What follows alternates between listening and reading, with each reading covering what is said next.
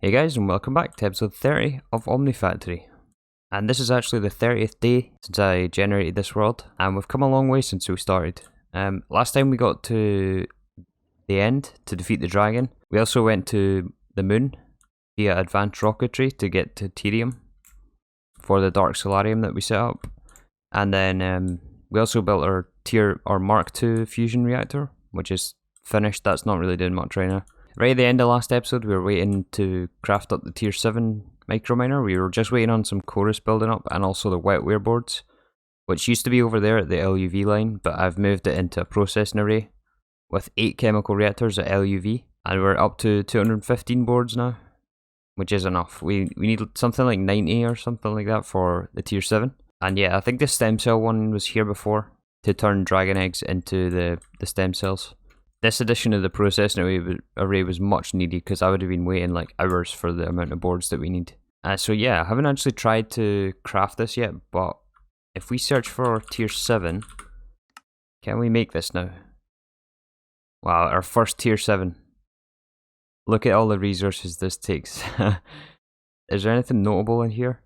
It's just a lot of everything. 300 indidium, 7,000 diamonds, 144 wetware boards. I guess we start the craft. This is going to take a while to craft, since our systems are quick, but things like wetware are not that fast. Yeah, I guess we'll just let this craft. With this tier 7, we're going to be able to get more eggs. Previously, we were using the tier 6s for this, but this only gives us half a stack per microminer.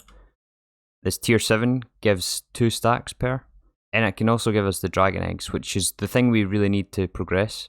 And the dragon eggs we're going to use for awakened draconium to unlock the next tier of fusion, and a bunch of other things in Draconic evolution as well. Another issue we have to address today is our power situation.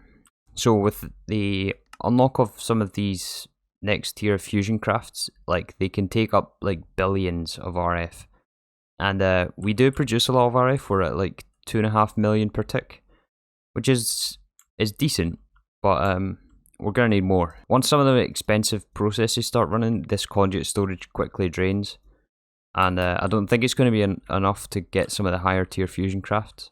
Yeah, like if you look at the recipe for chaotic core, this is 30 billion RF. Even the awakened draconium is 24 billion. And I do have a plan for power. I think we're going to switch over to plasma turbines. And yeah, in between episodes, I've also added another assembly line. This is more or less just a copy of this one. I've added the exact same recipes in both, so it can just parallelize all the crafts. And yeah, even these assembly line recipes are going to start requiring more RF, or well, EU, but yeah, power in general. So yeah, we're going to have to sort power out. I've also encoded the recipe for the Mk3 Fusion Reactor, so I don't actually know if we can craft this yet.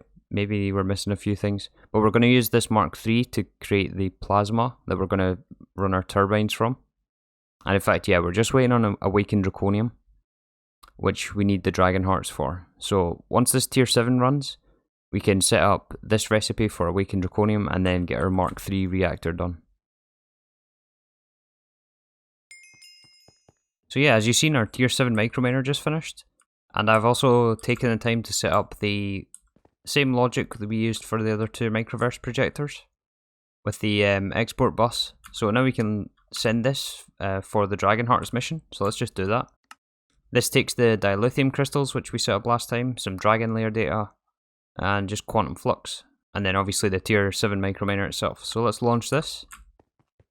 It's our first use of the large microverse projector. Looks like it's quite quick as well. And any minute now we should see both dragon eggs and also dragon hearts. Almost done. There they are. And we also get the dragon scales as well, which we're turning into draconium in the blast furnace, yeah. And yeah, that gives us our dragon. Oh, that's also a quest. Gives us the dragon hearts, and then with this we can make our awakened draconium. So I've put in the recipe already, actually. Let's try request 2 crafts of this. Alright, I guess only the one can do it for now, since it requires the Draconic fusion injectors. And yeah, that finished. That might be a quest even, which it is. So this unlocks the ultimate material. The quest mentions we don't need it right now, so I don't think I'm going to bother with this. This is for like endgame stuff, but we're not quite there yet, so I'm just going to hold off on that one, and we'll go to the left hand side, which is awakened draconium. We just picked that up, And then this unlocks awakened cores as well. The awakened cores actually don't look too bad. This just takes the wyvern cores, awakened draconium, and nether stars. So let's put in the recipe for those as well. Looks like we got everything for this. Let's request one of these. These fusion crafts look so awesome. I love the animation on this. Just not the sound, which is why I've put a sound muffler here. Which is why you're not hearing anything, because that like electricity sound when these are all going off like is super annoying. And there's the awakened core. This should be another quest. This quest now unlocks the Draconic energy storage, which I think we're going to build, but I want to wait until after we have the turbines set up. So let's now switch over to the Mk3 Fusion, now that we have awakened draconium. So I wonder if we can make this yet. I did put in the recipe for the plates. Looks like we can. Quite a big craft, but yeah, this should give us our Mk3. I didn't actually check though on the other components we need, because obviously we need the Mark II casings, which is what, the Mark 1 plus some americium. And we actually don't make americium plates yet. However, we have 11,000. Oh wait, we do have americium plates. Oh right, yeah, that's right. I remembered that when we were fluid solidifying all of those nuclear fuels, I did include the plates. Like, this was the one-off one I did include since I checked the recipes ahead of time. So yeah, it looks like we are actually decent for americium plates. And it wants 80 of these machine casings. So I'm going to gather the materials and then we'll start building our Mk3 reactor. Okay, so I nearly have everything gathered up here. We're just waiting on the assembly line processing a few things. While that's processing, let's go through what the plan is for this reactor. So we're going to have nickel plasma to fuel our plasma generators.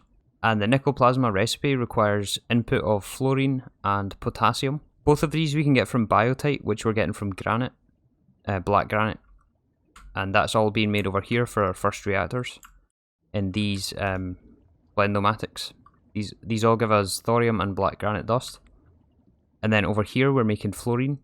I don't know if this will be sufficient though for the fluorine. Where is it again?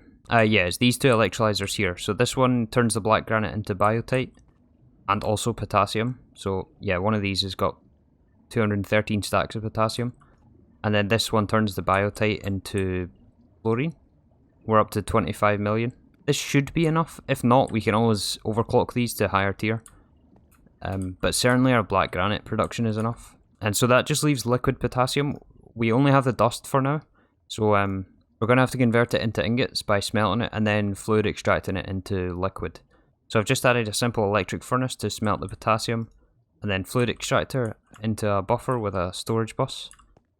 So this we can put on the input bus of our Mk3 Fusion. Again, I'm not sure if our potassium is going to be enough. We only have 20,000 of that, so we might have to overclock these machines. Anyway, what are we still waiting on? Just some more wet wares, basically. Which is all through... Yeah, this is all assembly line stuff. So I noticed that these assembly lines had stopped, and it's because we didn't have water input, of all things, I know. So I've added another fluid input hatch for that. And we also have to run this at UV as well. Right now these are only at ZPM, so we need to overclock them one more tier. And I've ordered a CEF here at UV. I don't know if that's backed up. Oh, this needs wet wares, and these are full. I don't really want to yank all the items out because that's going to confuse things. Let's actually just quickly steal a UV CEF from over here somewhere. I know that I have one somewhere. That's IV... ZPM, ZPM. Okay, you know what? Let's steal two of these ZPM ones, and we'll overclock this to UV using 2 ZPMs.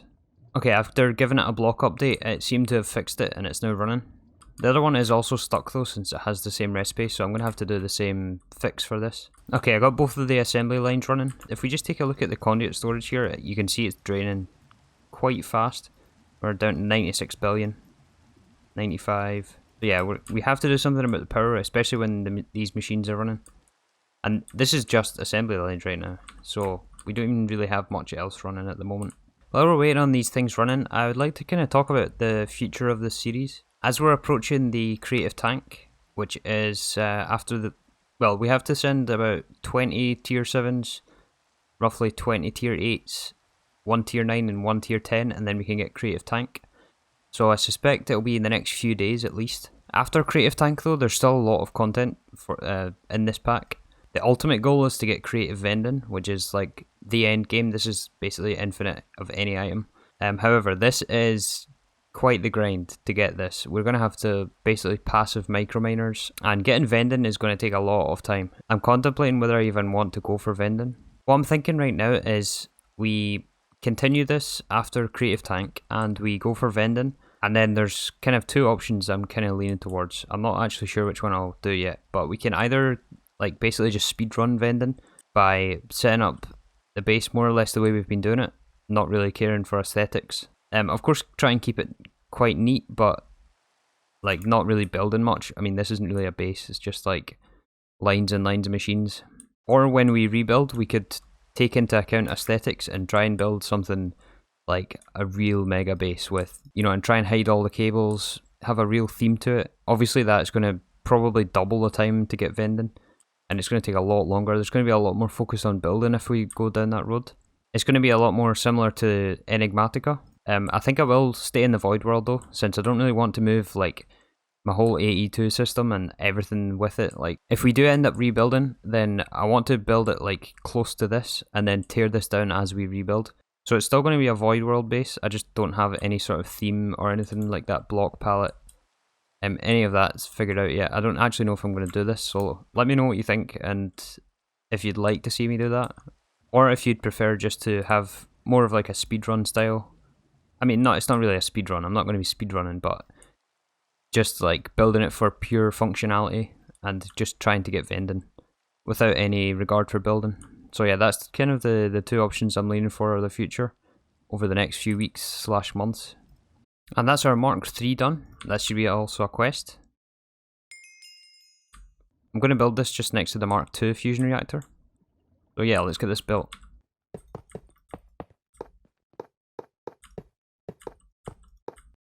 Okay, last two blocks to place here.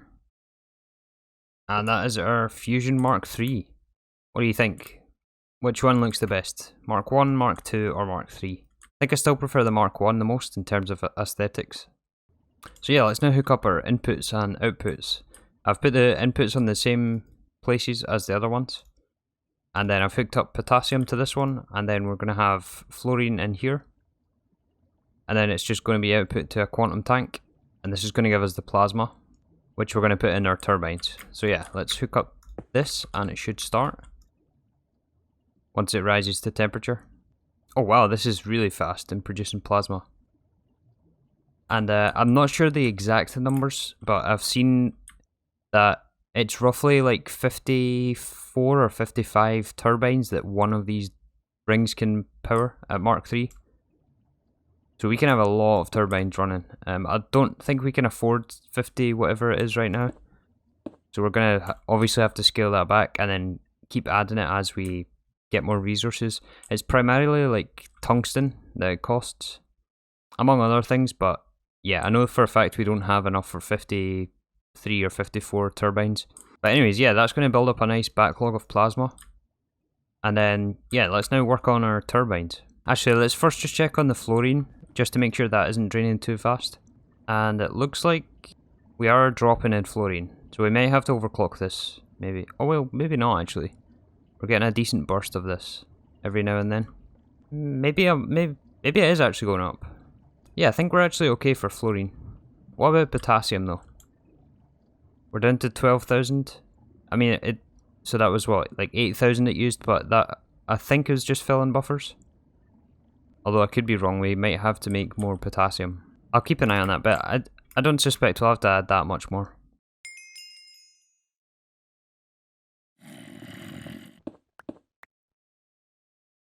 Okay, so as you've seen, I just crafted up one of the tier 9s just to get the quest before I forget. We're not going to be crafting that much of those, so I want to pick it up before I actually consume them all. So yeah, let's start setting out our turbines here. I've got some of them crafted. I figured out the number was 53 turbines we're going to make. So we're going to build 53 of these 4x3x3 multi-blocks. But we can wall shear them. Each of these will obviously need a controller, which is quite expensive on its own. This is tier 6 circuit, so these are wetware. Tungsten steel gears and UV machine hulls, which is a lot of osmium. We're also going to need turbine casings. And these are tungsten steel plus magnesium. And magnesium is an alloy of magnesium and aluminium. So this this isn't too bad. This is quite easy to get, but the tungsten steel, that's going to eat quite a lot of our tungsten steel. We're also going to need rotor holders. We're obviously going to need 53, one for each turbine. However, we're missing some yttrium barium cuprate and some chrome. And finally, we're going to be using osmium turbine rotors. These do have durability, but the likelihood of us actually depleting this durability is very low. I mean, these last incredibly long time, from what I understand anyway. So we also need 53 of these, and we're missing a couple of hundred osmium. And so because of that, I've moved our osmium production from this blast furnace. In fact, it's still here. Osmium is still here, but I've moved it over. And also the yttrium barium cuprate used to be here as well. I've moved that. So the yttrium barium is here, and that's now being run at LUV. And then I have osmium being made in the superconducting coils. The superconductors are probably overkill. I should have probably made a separate blast furnace for this. But yeah, whatever. This is at ZPM now, just to boost our osmium for now. So yeah, let's actually, well, I remember, bump up the chrome threshold as well. Well, maybe not 1,000, maybe like 512. Yeah, we'll cook up some more chrome as well for that. And then, yeah, so we're going to have our I extended the platform here. We're going to have our turbines in here. And then we'll probably build a Draconic energy ball just behind this reactor to hold all of the energy these give us. And I haven't quite decided how I want to lay these out. I don't think you can wall shear, like, horizontally. So, like, if we build, like, a little preview here, and we shift right click, it gives us the preview of the turbine. I don't think you can, like, do something like this, because then that blocks the rotor holder. And I think this has to be exposed to outside to obviously put a rotor inside. So I think the only option is to stack them vertically, something like this. But I'm not a big fan of going 53 tall in the air, so we're probably going to have to split it up, or we will split it up, and maybe we'll just have it in the 4 squares of this tier 3, just to try and save on casings. Let's just for now lay out what we can, and we'll get an idea of how this is going to be laid out. Oh, that was also the quest. I just crafted up the rotor holder there. And we'll need fluid output. This is going to give us nickel, which is quite nice. We can convert that to ingots as a byproduct. And then fluid input will be next to that.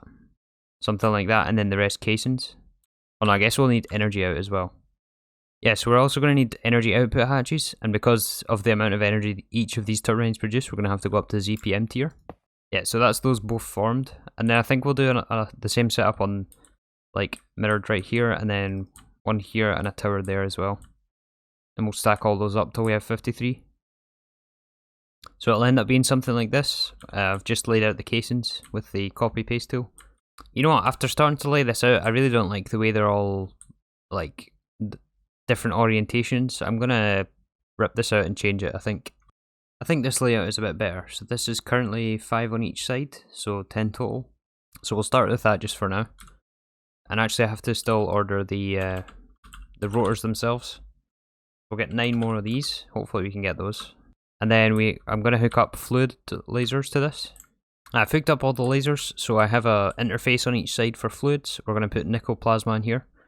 And then this one is configured to only output. And then it's connected to all the inputs here. And then the outputs are all connected to one quantum tank. And it's exactly the same on both sides. All of our rotors have also finished. Unfortunately, they don't stack, but we just place them in as items in here. So I'll fill all these up.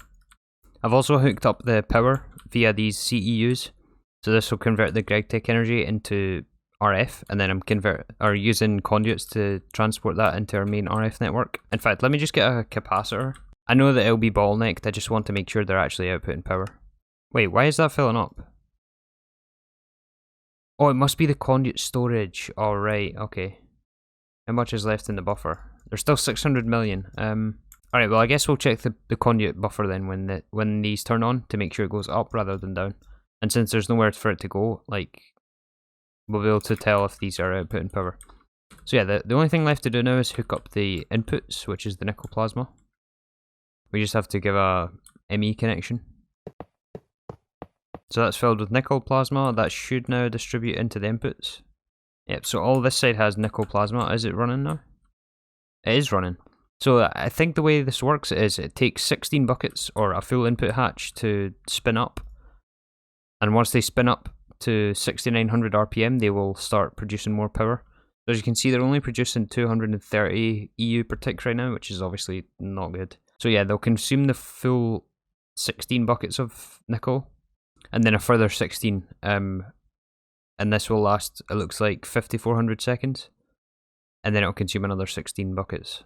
So I mean, they don't consume that much fuel. With that, we can support 53 of these turbines. And let's actually just check the conduit storage while we're... Okay, conduit storage is going up, so yeah, we're getting power from these. Once they spin up to max though, they'll get obviously more EU per tick. Yeah, it's already up to 3000 each. Let's hook up the other side as well, actually. I've hooked a ME cable underneath there. Yep, so this side is also turned on.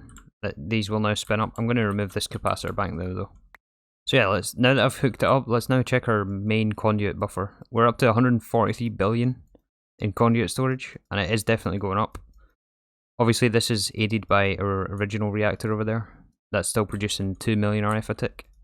Plus whatever the other one's burning for the reactor fuels. And yeah, on the outputs we're now getting nickel in molten form, so we can fluid solidify that. In fact, I'll even just put a fluid storage bus on there just now. And yeah, these are already up to 24,000 EU each per tick. We've only taken off one rotor durability as well. Let's actually have a look at... Oh, that was a lot of damage for... I guess don't stand in front of your rotors, that makes sense.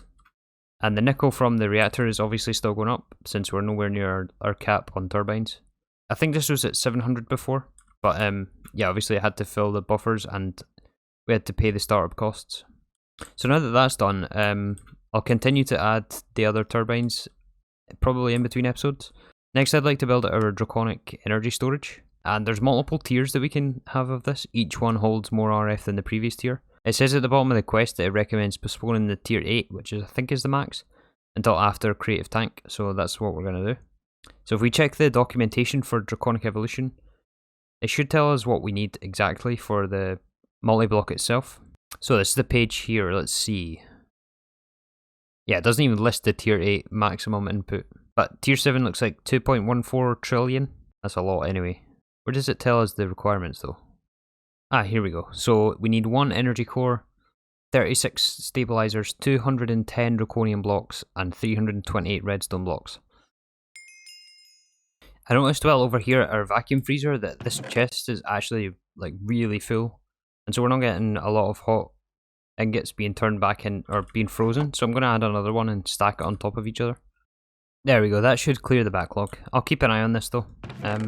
May take a while to get through it, but yeah, we've now doubled our capacity for freezing ingots. And I've just extracted from this chest to save, just to save filter in the storage bus twice. I have also added a fluid solidifier for nickel. This will solidify all the excess nickel that we're getting from the turbines into ingots, and then that's just got a storage bus on there. I switched out this empty cell from passive to on-demand as well. I put a pattern in this interface, and I had a space here, so I just put the fluid solidifier here for nickel.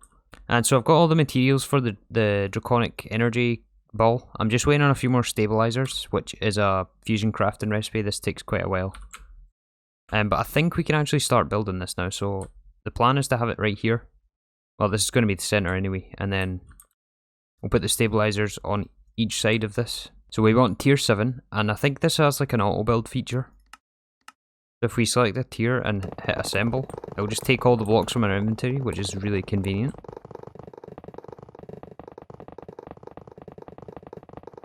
That's so satisfying, that placing blocks like that.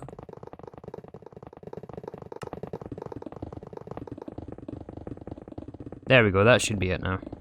I hope I got enough draconium. It said like 210 blocks, and that wiped out like a lot of our draconium supply. So yeah. Is that done? I think it's done. I think we just need to have the energy pylons for input and output, and then stabilizers on all 4 sides. So once you place stabilizers in a 3x3, it can form this like little ring thing. And yeah, it recognizes that the core is in a valid position. We just have to add more stabilizers. So I'm going to wait for those to craft. And all of the stabilizers have finished crafting, so we can now activate our core.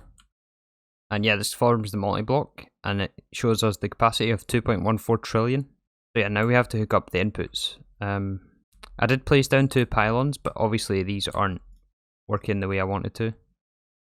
Wait, hold on. Input, is that filling it? Yeah, it is filling it. And then this is output, Okay, so we're filling the ball. We now need to disconnect the inputs and outputs. If we disconnect this line, in fact, no, we have to keep that line because I want the inputs from this reactor to still input into this energy ball. So we have to disconnect this reactor from the rest of the network. So if we disconnect these cables, right, this should still be getting power from over here. Yep, this is all still connected. And then it's disconnected here. Yeah, so the reactors are isolated now. So the output of the reactor goes into this one. And this is also connected to the output of the turbine. We have to disconnect this one. And so now all of the inputs to our energy go into the ball before they get taken out. And now we're somehow at negative RF per tick. I'm assuming that's just because it's filling buffers. I'm not sure though. Let's double check our conduit network. Oh yeah, I think we're just filling the conduit storage. Once that fills up though, I'm pretty confident we're going to be positive on power.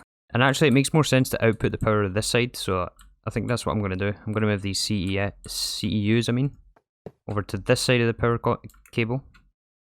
It close up, and then we can get rid of this conduit here. Oh yeah, and as I suspected, now that our conduit storage is full, it's full minus usage. We're now positive on RF, so we're getting about nearly 1 million RF excess. That's still not going to be enough with the turbines we have, so of course we're going to add more. Like when we start assembly line crafting and fusion crafting, that will go down again, but at least we'll have now a really big buffer to pull from. And in that time, it seems like the vacuum freezer was able to clear its own buffer. Let's just make sure we don't have any more hot ingots in our system though. Okay, we actually do. It must have filled up before I added the second freezer. Let's just take these out by hand. Ow. Okay, that's it all cleaned up now. And that shouldn't happen again now that we have the 2 freezers. I was also keeping an eye on the potassium count and also the fluorine count. And it seems our fluorine is definitely stable. And the potassium seems to be more or less staying around 12,000. I think we're actually alright for the Mk3 Fusion. Anyways guys, I think that's where we're going to leave it for today. Let me know what you think about the future of the series, what I think I should do before or after Creative Tank. I'm still undecided on that. But yeah, with the power situation sorted, we can now move on and tackle the more power hungry requirements of the pack. We've still got to launch the tier 8s, 9s and 10 microminers. And the next time I think we'll look into getting neutronium. And yeah, maybe we'll look into omnium as well, I'm not sure. But anyways, thanks again for watching, and I'll see you tomorrow for some more Omnifactory.